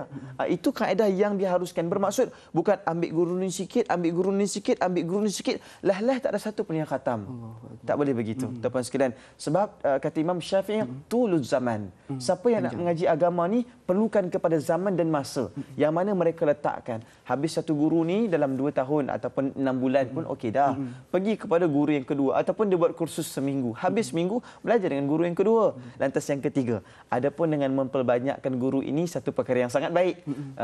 Banyaklah belajar sebab Imam Bukhari kurang lebih gurunya itu ada 90,000 guru dia. Sehingga daripada 90,000 gurunya itu dia menghafal hadis kurang lebih 600,000 hingga 700,000 hadis. Itu yang dihafalkan oleh Sayyidi Imam Bukhari rahimahullah. Itulah juga Ustaz, adab kita dengan Al-Quran pun tidak ada masalah untuk berguru dengan ramai. Tapi pastikan kita habiskan dululah surah-surah. Yang ni tak habis-habis kecil hati guru. Betul-betul salahkan guru dah tak sempat, guru dah mati kata dia. Mudah-mudahan kita terlindung Ustaz pada sifat-sifat begitu. Sebab itulah kita kata yang Ustaz katakan tadi, adab lebih penting daripada ilmu. Allah. Pada itu tuan-tuan dan puan, terima kasih atas soalan-soalan yang diberikan. Kita teruskan lagi Ustaz dengan daripada Facebook kita insya-Allah, daripada Puan Salrasi Cici. Assalamualaikum Ustaz Da'i. Waalaikumsalam warahmatullahi. Ada orang membaca Al-Quran mengikut lagunya sendiri dan melanggar hukum tajwid dan makhraj huruf. Adakah orang yang mendengarnya juga turut berdosa? Bagaimana untuk kita menegur dan memperbetulkan bacaannya supaya dia tidak berkecil hati dan kita terselamat dari dosa? Mohon perkongsian Ustaz. Terima kasih. Jadi Ustaz, ada 3 soalan kat sini. Yang pertamanya berkaitan dengan orang yang baca Al-Quran ikut lagu sendiri. Lepas tu yang keduanya adalah adakah orang yang mendengarnya itu turut berdosa? Dan yang ketiganya, bagaimana cara kita nak memperbetul dan menegur orang yang sebegini Ustaz? Silakan Ustaz. Yang pertama tadi baca Quran dengan lagunya sendiri. Yang keduanya berkaitan dengan orang yang dengar tu ada dapat dosa ataupun tidak. Orang dengar dapat dosa ataupun tidak. Yang ketiganya berkaitan dengan bagaimana kita nak tegur orang bagaimana yang nak tegur. Ini betul-betul combo ini. Combo. Ini kalau beli berbala-bala. Baik, tanpa dimulakan oleh Allah Subhanahu Wa Taala. Baik, bagaimanakah pandangan Ustaz terhadap orang yang membaca Al-Quran dengan menggunakan lahjahnya ataupun bahasanya sendiri dengan dia tidak menggunakan lenggok yang paling tepat? Baik, tuan-tuan sekalian, terutama apabila dia pakai slang Melayu ketika mana baca Al-Quran. Ada beberapa kelemahan yang sempat saya kaji, tuan-tuan sekalian, iaitu di antara perbezaan antara slang kita dengan slang Arab. Yang pertama kelemahannya adalah kita selalu ada lantunan yang ditambah. Kalau yang seharusnya sepatutnya orang Arab akan sebut Rabbil Alamin.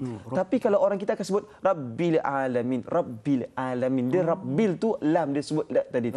Rabbil Alamin. Rabbil Alamin. Maka akan ada permasalahan di sana. Itu tegahan yang pertama. Tegahan yang kedua tuan-tuan dimulakan oleh Allah SWT yang sempat kita tengok contohnya adalah yang kedua adalah ada kesalahan pada tebal dan nipis. Patut siratal mustaqim. Mustaqim tu lembut ta. Adapun kita siratal mustaqim. Itu betul-betul mustaqim tu. Nah, itu betul-betul. Maka itu slang masalah tebal dan nipis dia tadi. Yang ketiga yang menjadikan permasalahan kita adalah kita ada sebut perkataan yang ringan dan sepatutnya berat ataupun berat sepatutnya ringan. Adapun orang Arab membaca dengan fasih. Contohnya adalah ketika mana kita menyebutkan walau dallin. Adapun kita kebanyakan banyak sangat berlaku dia sebut walad dallin. Itu dah jadi dal kat sana.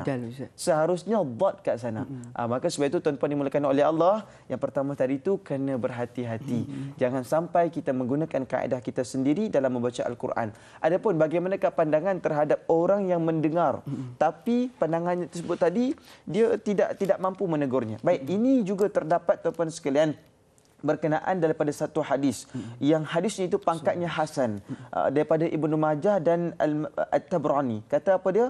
Anna Rasulullah sallallahu alaihi wasallam, sesungguhnya Allah Subhanahu wa taala memaafkan umatnya li an ummati al-khata'u wan nisyan, yang mana Allah SWT mengampunkan umatnya yang melakukan dosa kerana terlupa ataupun tersalah. Okey, cuma saya dengar Ustaz, apakah saya juga tersalah? Kalau tadarrus maka bergabung antara dosanya itu tadi. tadi. Sebab tadarus ni tuan-tuan dimulakan oleh Allah, diharuskan oleh Imam Maliki dan juga Imam Asy-Syafi'i rahimahullah. Tetapi ada sebagian para alim ulama makruhkannya seperti Imam Hambali yang memakruhkan tadarus, terutama kalau tadarus duduk dalam kelompok yang ada yang tidak fasih dalam baca Quran. Namun saya minta maaf, saya kena bagi tahu tuan-tuan sekalian, kita nak dekat pada bulan Ramadan. Betul. Tadarus ini bukan semestinya semua orang yang fasih belaka. Tak boleh kita begitu. Ini grup fasih, ini grup tak fasih. Tak boleh. Sebab tadarus daripada perkataan darosa. Darosa yadrusu tadarrus. Iaitu belajar. Maka ketika mana kita belajar dalam grup tersebut, pastikan dalam setiap grup tersebut ada khalifah, ada syekh. Seorang yang betul, ada dua yang salah, yang kurang bacaan dia, maka kita boleh menegur kawan dia tadi. Sebab itu kaedah yang kata, okey kita tadarus sama-sama, awak ambil satu, tapi tak ada penyimak, maka itu bukan tadarus. Itu bukan tadarus. Tadarus itu mestilah ketika mana mereka baca berkelompok dan ada yang mentashihkan bacaan mereka. Ada guru mereka. Walaupun kawan-kawan dia tegur dia, itulah yang digelar sebagai tadarrus. Okey? Itu berdasarkan hadis tadi, tuan-tuan sekalian. Dan bagaimanakah soalannya tadi? Cara menegur orang yang baca Quran ini tadi. Saya melihat kepada kaedah ditegur ini, tuan-tuan sekalian, adalah bil hikmah. Syarat bil hikmah ada 4. Syarat bil hikmah ada 4, tuan-tuan sekalian. Yang pertama, menggunakan kata-kata yang tepat. Dan guru saya tuan-tuan dimulakan oleh Allah Subhanahu Wa Taala, antaranya Puan Dina Ahmad dan juga Tuan Rizal Hasan. Tuan sekalian, ketika mana memberitahu kepada kita dalam menegur orang, janganlah kita tegur dengan klaim kelemahan dia. Jangan kita klaim kelemahan dia. Ni salah. Memang salah ada terus, tuan sekalian. Begitu kalau kita sebut dengan orang yang dah berumur, pak cik cuba baca. Taubat lahum, pak cik itu alif bata pun tak boleh baca. Tak boleh baca ada Luqman. Kenapa sorang-sorang? Tak boleh. Pertama, tegur dengan kata-kata yang tepat. Yang kedua, emosi yang tepat. Emosi. Jangan kata dah banyak kali tak dapat. Ini benar ke apa? Ya Allah, tabarakallah. Pening kepala makcik itu, dia kata. Jangan, emosi kena tepat. Kata-kata tepat, emosi tepat. Yang ketiga, tuan-tuan dimulakan oleh Allah, pada waktu yang tepat. Pada waktu yang tepat. Kalaulah kita tengok dia baru belajar, bagi keringanan di sana. Kalau kata, Ustaz takkan keringanan dekat dia. Ni ada jemaah lain cakap, tak apalah sebab tuan baru belajar. Kena ada statement begitu. Supaya orang lain tahu, okey Ustaz bagi peluang dekat dia, baru belajar. Dan yang keempat, kita mesti menggunakan kaedah yang tepat. Kata-kata yang tepat, emosi yang tepat, waktu yang tepat dan juga kaedah yang tepat. Jadi tuan-puan dimulakan oleh Allah, kalau kita pakai ini, insya-Allah pengajian Quran orang tak lari. Masalah hari ini baca Quran daftar 30, nak akhir 3 orang. Dipersilakan. Jadi Ustaz, jadi ada 4 cara untuk kita menegur, tapi yang pastinya sekali kita menegur dengan cara 4 cara ini, insya-Allah segala-galanya ilmu penyampaian nasihat itu akan sampai kepada orang yang kita tegur. Insya-Allah. Ya tuan-tuan dan puan-puan, banyak lagi persoalan yang kita akan cuba kupas sebentar saja lagi. Yang kemudian teruskan bersama kami dalam rancangan Tanyalah Ustaz, biar tahu jangan keliru.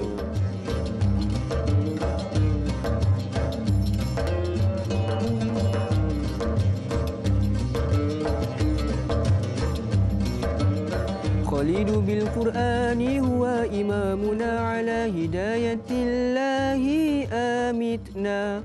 Alhamdulillah tuan-tuan dan puan-puan, kembali kita bertemu di dalam rancangan Tanyalah Ustaz, biar tahu jangan keliru. Pejam celek, sedar tak sedar, sudah pun kita sejam bersiaran langsung kita bersama pada pagi ini tuan-tuan dan puan-puan. Mudah-mudahan dalam tempoh sejam kita bersiaran, kita ambil ilmu ini, sudah ada beberapa ilmu yang baru ataupun kita renew balik untuk sama-sama kita amalkan dalam kehidupan kita bagi meneruskan kehidupan sebelum mana saat kita bertemu dengan Allah Subhanahu Wa Taala. Jadi tuan-tuan dan puan-puan, sekali lagi saya nak wawarkan, sekiranya ada sebarang persoalan berkaitan dengan tajuk kita adab membaca Al-Quran, boleh untuk hubungi kami secara terus di talian 03 5569 0349 ataupun menerusi talian WhatsApp kami di talian 011 1233 6480 ataupun terus menerusi laman media sosial rasmi kami di Facebook Tanyalah Ustaz TV3. Nampak gambar saya dengan Al-Fadhil Ustaz Ahmad Fuad kita yang cukup handsome bergaya tu, boleh untuk bertanyakan soalan menerusi ruangan komen di gambar poster tersebut. InsyaAllah. Itu Ustaz, kita teruskan lagi Ustaz persoalan. Saya ada satu soalan Ustaz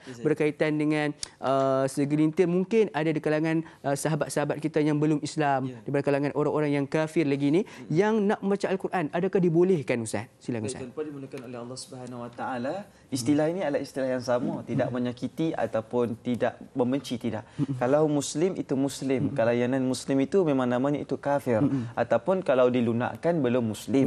Baik, tuan-tuan dimulakan oleh Allah Subhanahu Wa Taala, namun kiblat maksud arahan itu tetap sama. Allah Taala pernah kata kata pada kita, auzubillahi minasyaitonirrajim, innahu laqur'anun karim fi kitabim maqnun la yamassuhu illal mutahharun. Baik, kata Allah Subhanahu Wa Taala, Quran ni kitab yang mulia, terdapat undang-undang syariat Allah Jalla wa Ala dan tak boleh kita pegangnya kecuali bersuci pada ketika itu. Baik, ini dalil Quran sehingga terpecahlah pandangan para alim ulama daripada dalil Quran ini. Tuan-tuan sekalian, soalan, adakah Nabi SAW pernah lakukannya? Ya, Nabi pernah menghantarkan bacaan Al-Quran kepada Hercules dalam surah Ali Imran ayat yang ke-64. Dihantarkan Nabi Muhammad SAW dengan surah Ali Imran pada ketika itu pada ayat yang ke-64 dalam hadis yang sahih, iaitu hadis Bukhari. Sehingga pada ketika itu merujuk kepada kita bahawa kaum yang bukan Islam ataupun kafirun, mereka boleh untuk membaca Al-Quran. Namun mereka tidak boleh memegang mushaf Al-Quran kecuali mereka bersuci. Bersuci dahulu. Sebagai contoh kaedahnya seperti mana Sayyidina Umar, kan bila dia nak masuk Islam, pada ketika itu dia dengar adik dia baca Quran. Sehingga dia kata kepada adiknya, apa yang kamu baca ini? Izinkan aku lihat. Kata adiknya, maafi, tak boleh. Kecuali setelah mana engkau bersuci. Bermaksud mandi wajib pada ketika itu. Dan sebahagian para alim ulama juga melalui pandangan alim ulama yang berada dalam mazhab Hambali dalam tabaqat dakwah, bermaksud kita nak dakwah kepada dia, maka diizinkan untuk mereka tengok dan membaca Al-Quran. Tabaqat dakwah dikira-kira itu dikiaskan kepada kanak-kanak kan. Kalaupun mereka kanak-kanak tak ada wuduk, boleh tak mereka pegang Quran sebab nak belajar kan? Sebab mereka nak belajar, maka itu adalah merupakan kesalahan yang dimaafkan atas alasan Allah belajar. Begitu jugalah kalau mereka ini atas Allah untuk belajar, maka kalau ambil pandangan yang diizinkan itu diberikan kepada mereka. Cumanya Dr. Wabah Zuhaili dan pandangan yang lain mengatakan berhati-hati kita. Jangan sampai kita ini dipermainkan. Dan kita kena pastikan yang kita beri itu betul-betul orang yang hormat Quran dan tidak melakukan penganiayaan pada Quran. Jadi kerangka ini kalau tengok dalam ilmuwan tadi, Ustaz bawa ada macam-macam pandangan para alim ulama. Cuma dalam kaedah yang sesuai pada masyarakat kita ini, kita gunakan marhalah dakwah. Nah, insya-Allah. Boleh Ustaz. Sebab sekarang ni pun kalau kita lihatkan juga Ustaz, ada sudah sekarang ni ada Al-Quran yang telah pun diterjemahkan kepada bahasa-bahasa. Mungkin boleh diberikan benda-benda tersebut untuk orang kata apa, langkah lebih berjaga-jaga. Betul. Sebab saya seronok Ustaz, saya ni alhamdulillah ada pengalaman ke Turki. Kat Turki ni dekat Masjid Blue Mosque tu Ustaz, dekat dalam dia tu memang ada satu sudut di mana dia persediakan Al-Quran dalam banyak bahasa. Ada bahasa Spanish, bahasa Itali dan sebagainya. Untuk mempermudahkan, inilah saya katakan sebagai salah satu cara untuk berdakwah. Allah mudah-mudahan untuk kita lebih mencintai Al-Quran, dan mana tahu dengan bila mana orang-orang yang belum Islam ataupun kafir ini baca Al-Quran, mereka akan tertarik dengan Islam. Mudah-mudahan, insya-Allah. Amin. Ustaz, kita teruskan lagi Ustaz dengan persoalan seterusnya daripada Facebook kita, insya-Allah, daripada Puan Siti Nurbayah. Assalamualaikum Ustaz, da'i dan kru tanyalah Ustaz. Waalaikumsalam warahmatullahi. Saya ingin bertanya, bagaimanakah adab hendak memberhentikan bacaan ayat Al-Quran? Dan soalan keduanya, adakah sebelum berhenti bacaan Al-Quran yang sedang dibaca itu perlu dihabiskan dahulu keseluruhan satu baris ayat tersebut, tidak kira panjang ataupun pendek ayat Al-Quran itu? Mohon pencerahan Ustaz, terima kasih. Jadi Ustaz ada dua soalan. Yang pertamanya, adab nak berhenti baca Al-Quran. Dan yang keduanya berkaitan dengan satu ayat tu, adakah kita nak berhenti kat tengah-tengah ataupun kita berhenti kat ujung Ustaz? Kalau ayat panjang ataupun pendek. Silakan Ustaz. Baik, tuan-puan dimulakan oleh Allah Subhanahu Wa Taala, dua persoalan yang sangat penting. Ayatnya panjang, tak tahu nak berhenti kat mana dan bagaimana nak berhenti di kawasannya lebih tepat. Tuan-tuan sekalian, ini satu soalan yang sangat luar biasa. Namun ganjaran saya nak bagi tahu semangat dulu. Dalam satu hadis Bukhari wal Muslim, hadis Sahihaini bagi tahu kepada kita, kata Nabi SAW melalui hadis Umar bin Khattab, kata dia, innallaha yarfa'u bihadzal kitabi aqwaman wa yadh'u bihi akharina, rawahul Muslim. Sesungguhnya Allah akan mengangkat darjat beberapa kaum dengan Al-Quran dan ia akan merendahkan darjat kaum yang lain dengan Al-Quran. Permasalahan tuan-tuan dimulakan oleh Allah Subhanahu Wa Taala, ketika mana kita nak memilih bacaan-bacaan Al-Quran kat mana nak berhenti tadi tu, adalah kita kena melihat beberapa suku kata. Kalau ada perkataan yang merujukkan berhenti sebelum perkataan waw, yang merujukkan dan, ataupun kita berhenti sebelum perkataan yang fa, yang merujukkan maka pada ketika itu, maka itu adalah satu perkara yang turut diajar oleh para alim ulama. Okey, adapun persoalan yang kedua, Ustaz, bagaimana kalau ayat yang panjang nak berhenti sesak nafas Ustaz? Takut nanti berhenti nazak terus. Maka macam mana Ustaz saya nak buat ni? Maka perkara yang paling penting tuan-tuan sekalian adalah tengok pada awal ayat tu dulu. Tengok, bila kita tengok ayat tadi tu, Ini kita akan ada tomak ninah ketika mana baca Quran. Jangan laju sangat. Kena baca dengan tartil. Kita tengok nafas kita sampai ke tak sampai. Tuan-tuan sekalian. Kalau nafas tak sampai, tuan-tuan sekalian, jangan cuba-cuba. Takut nanti keluar bunyi lain. Kan? Jangan dicuba-cuba. Maka kita tengok, okey, sampai di sini boleh berhenti. Dan istilah berhenti itu betul ayat yang tadi dengan kaedah yang pertama Ustaz sebutkan tadi kan. Maka dia pun gunakan kaedah tersebut dengan berhentikan Al-Quran pada tempat yang tepat. Okey, yang paling penting kita kena melunakkan suara kita, memanjakan nafas kita dan selalulah untuk kita baca Quran dengan tenang dan tidak berkejar-kejar. Luqman. Jadi Ustaz, tambahan sedikit Ustaz berkaitan dengan cara berhenti tu Ustaz. Berkaitan dengan adakah kita kena faham maksud perkataan sebelum mana kita nak berhenti tu Ustaz?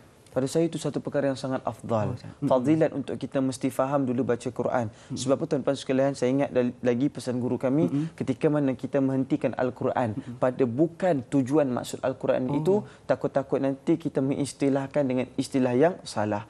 Baca Quran pun sama. Kalau dia kata kul huwallahu ahad, patut kul huwallahu ahad, maka katakanlah Allah Taala itu yang satu. Tapi dia sebut bukan kul, dia sebut kul.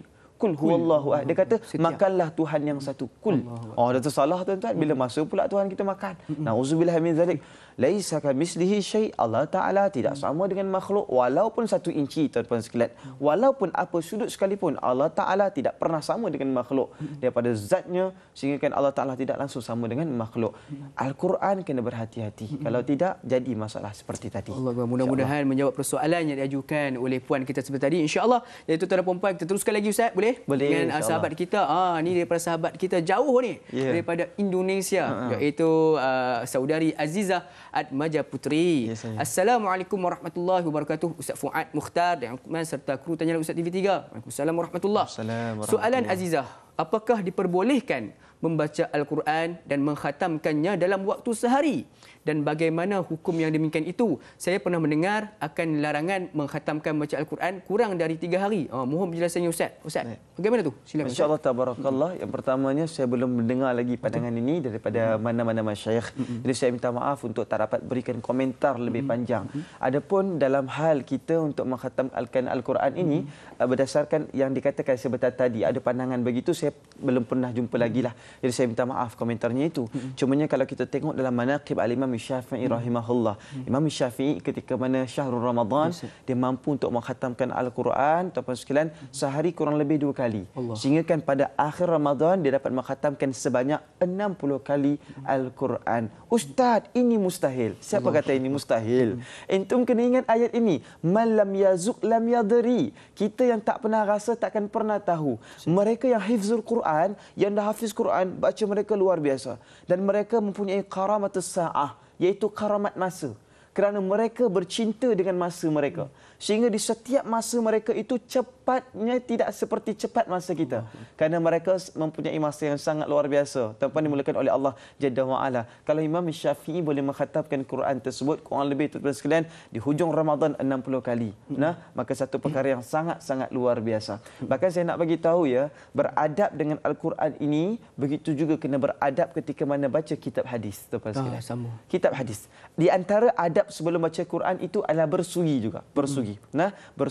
Daripada satu kalimah para alim ulama bagi tahu kepada kita, solat 2 rakaat itu dengan bersugi lebih afdal daripada solat 70 rakaat. Solat 2 rakaat dengan bersugi lebih afdal daripada solat 70 rakaat. Begitu juga tuan-tuan sekalian, di antara adab membaca Al-Quran adalah kita bersugi. Maka ianya akan memberikan keberkahan pada waktu dan etika kita. Wallahu a'lam. InsyaAllah, alhamdulillah, mudah-mudahan menjawab persoalan pada saudara kita sebentar tadi. Dari Ustaz, benar-benar Ustaz sebutkan berkaitan dengan Imam Asy-Syafi'i dalam satu hari boleh khatam 2 kali dalam bulan Ramadan. Itu tuan-tuan perempuan, jom lebih kurang 23 hari lagi. InsyaAllah kita akan bertemu dengan bulan Ramadan, bulan yang dirindui lagi dicintai. Jom sama-sama kita tingkatkan amalan kita, apatah lagi berkaitan dengan membaca Al-Quran. InsyaAllah jangan berkira-kira dalam baca Al-Quran, tuan-tuan dan puan.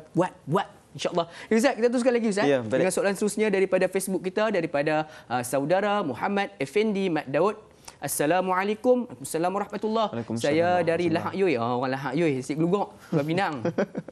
Apakah hikmah manusia perlu berguru bila mempelajari Al-Quran dan hikmah bila malaikat Jibril alaihissalam turun ke bumi untuk bertadarus Al-Quran bersama-sama Rasulullah sallallahu alaihi wasallam pada bulan Ramadan. Jadi Ustaz ada dua soalan. Baik. Yang pertama, hikmah manusia perlu berguru, dan yang keduanya adalah berkaitan dengan apakah hikmah di sebalik Jibril datang bertalaki Al-Quran, mengajar Al-Quran kepada Nabi dalam bulan Ramadan. Ustaz, silakan Ustaz. Tuan-tuan dimulakan oleh Allah Subhanahu Wa Taala. Kita sudah melepasi hampir tuan-tuan sekalian bulan Rajab dan bakal melepasi bulan Syaban, dan kita akan datang padanya bulan Ramadan, iaitu Ramad ataupun bulan yang panas nanti. Tuan-tuan sekalian akan dahaga. Maka tuan-tuan dimulakan oleh Allah Jalla wa Ala, sebagian para alim ulama mengatakan yang menjadikan barakah pada bulan Ramadan itu, kalau tak turun perkara ini maka Ramadan ini hilang serinya, iaitu pada bulan Ramadan nanti akan ada satu iaitu dipanggil sebagai nuzul Quran. Walaupun khilaf antara ulama, ada ulama mengatakan nuzul Quran pada 17 Ramadan. Ada sebagian para alim ulama mengatakan pada 23 Ramadan. Tapi tuan-tuan dimulakan oleh Allah Jalla wa Ala, yang menjadikan afdal pada bulan Ramadan itu adalah kerana turunnya Al-Quran. Sehingga kan ada sebagian para alim ulama mengatakan kalaulah bulan Ramadan tak turun Quran, maka itu bukanlah bulan Ramadan. Allah. Bermaksud tuan-tuan sekalian, itu sebagai kata alim ulama nak mengatakan bagaimana serasi Al-Quran dan juga Ramadan. Jadi sehingga pada ketika itu akan berlakulah tadarus, dan masalah tadarus telah pun Ustaz jawab di awal rancangan tadi. Adapun tuan-tuan dimulakan oleh Allah Subhanahu Wa Taala, bagaimana pula berkenaan dengan hikmah Jibril turun untuk memberikan wahyu kepada Nabi besar Muhammad sallallahu alaihi wasallam. Setelah mana Jibril mendapat wahyu daripada Allah tersimpan di Sidratul Muntaha, maka turunlah Jibril mengajar kepada Muhammad sallallahu alaihi wasallam, menunjukkan di sini bahawa inilah satu perkara yang perlu kita. Laula murabbi ma araftu rabbi, kata para alim ulama. Laula murabbi ma araftu rabbi. Kalau bukan kerana guruku, aku bakal tidak mengenal ciptaku. Laula murabbi ma araftu rabbi. Kalau bukan kerana guruku, aku tak akan kenal penciptaku. Sebab itu tuan-tuan dimulakan oleh Allah, ini Nabi SAW adalah merupakan seorang yang walk the talk. Dia cakap dan dia buat. Dan dia apa yang dia sandarkan pada kita tuan-tuan sekalian, dia lakukan tuan-tuan sekalian. Dan ini menunjukkan ini bukan sihir. Ini bukan sihir. Quran bukan sihir. Ketika mana tuan-tuan sekalian, hari ini kita ada surah gajah. Surah gajah Al-Fil. Okey? Tuan-tuan sekalian, maka datang ada beberapa mereka yang menyokong gerakan liberalisme buat surah yang menceritakan tentang ayam. Ad-Dujaj. Nauzubillah min zalik.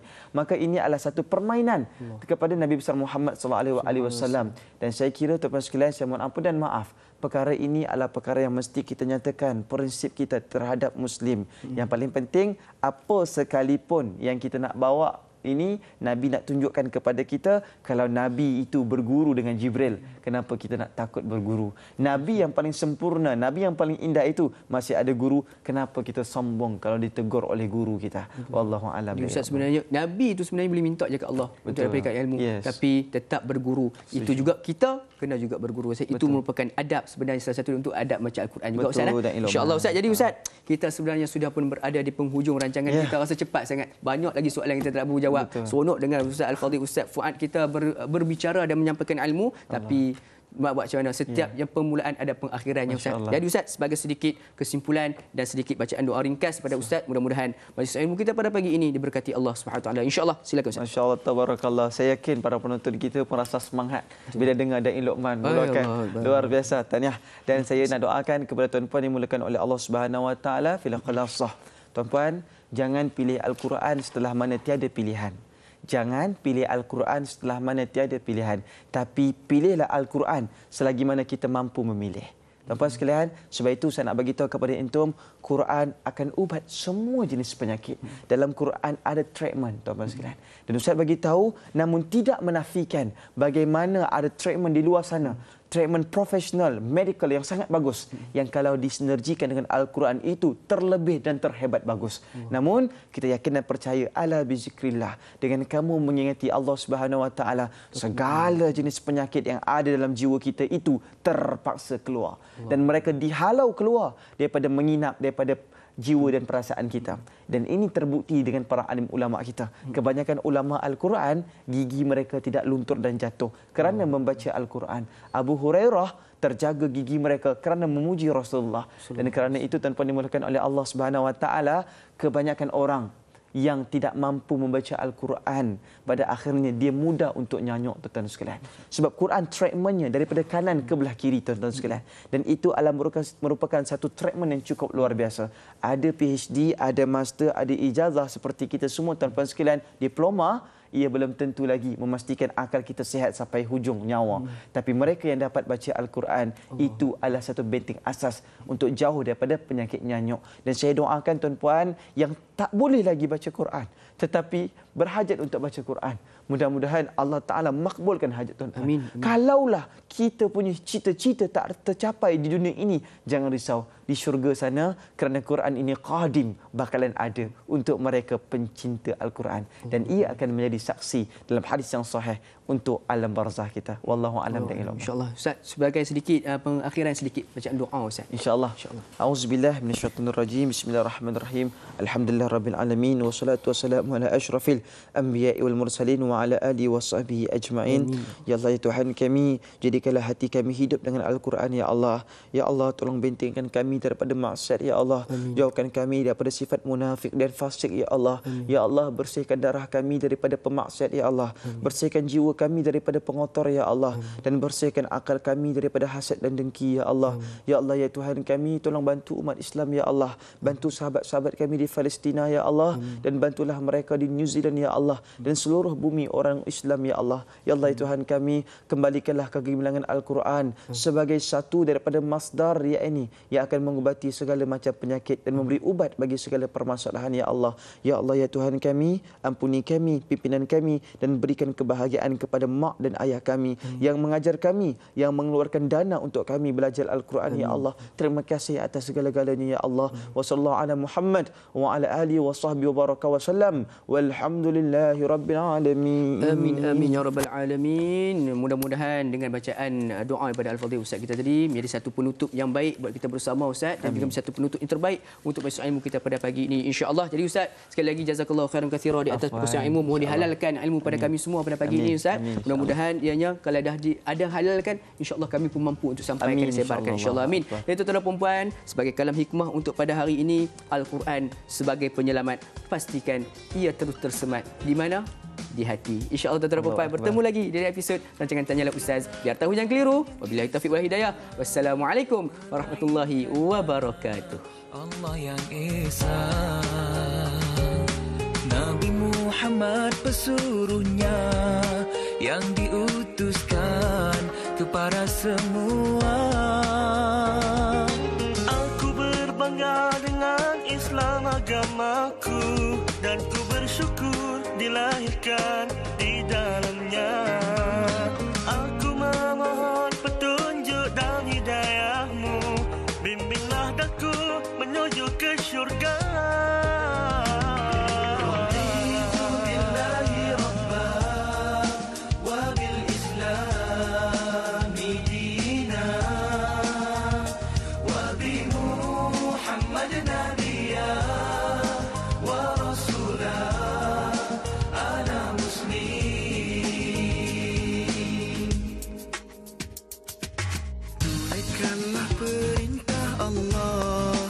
Jauhilah segala larangannya.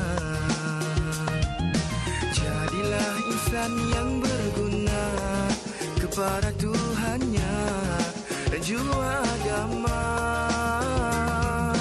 Al-Quran dan As-Sunnah jadikan panduan, jadi penyuluh dalam kehidupan.